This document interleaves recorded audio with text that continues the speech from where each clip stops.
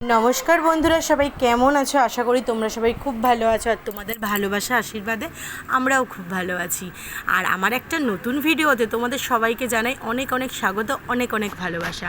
এই ভিডিওটা বন্ধুরা গেল সপ্তাহের। আমি তো এই মাঝখানে কয়েকদিন ভিডিও একদম পোস্ট করতেই পারিনি। অ্যাকচুয়ালি কী বলো তো, এডিট করে উঠতে পারছি না, সংসারের চাপে এতটাই ব্যস্ত যে আমার ভিডিও পোস্ট করাই হচ্ছে না। অনেক দিন পর তোমাদের জন্য এই ভিডিওটা নিয়ে এসেছি। অবশ্যই দেখো আর বলো কিন্তু বন্ধুরা কেমন হলো। আর ভালো লাগলে প্লিজ লাইক কমেন্ট শেয়ার করে দিও। আর হ্যাঁ, তোমাদের ভিডিও কিন্তু আমি দেখতে খুব ভালোবাসি, আর তোমাদের সবার ভিডিওই, যার ভিডিওই আমার সামনে আসে আমি কিন্তু দেখি, লাইক কমেন্ট অবশ্যই করি। যাদের ভিডিওতে আমি লাইক কমেন্ট করতে পারছি না তাদের কাছে খুবভাবে সরি বলছি। অবশ্যই একটু হাতে টাইম বার করে সবার ভিডিও আমি দেখব। তো চলো এবার ভিডিওটার ব্যাপারে চলে আসি।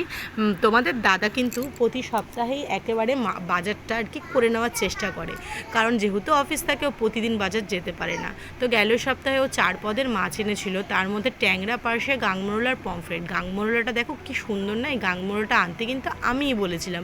গাংমরোলা মাছটা খুব খেতে ইচ্ছা করছিল তাই।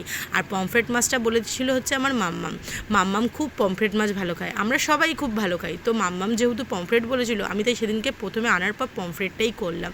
সেদিনকে খুব একটা বেশি কিছু রান্না করিনি। অ্যাকচুয়াল প্রতিদিনই কাজের এত চাপ থাকে না, যেদিনকে পারি একটু বেশি রান্না করে, যেদিনকে পারি না কমের উপর দিয়েই করি। তো ছিল হচ্ছে ঘরে আমার হাতে পাতা টক দই আর একটু আমের চাটনি করেছিলাম জেলি মতন করে।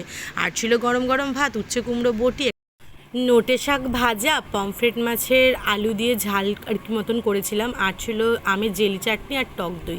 তোমাদের ভিডিওটা কেমন লাগলো অবশ্যই জানিও। টাটা বন্ধুরা।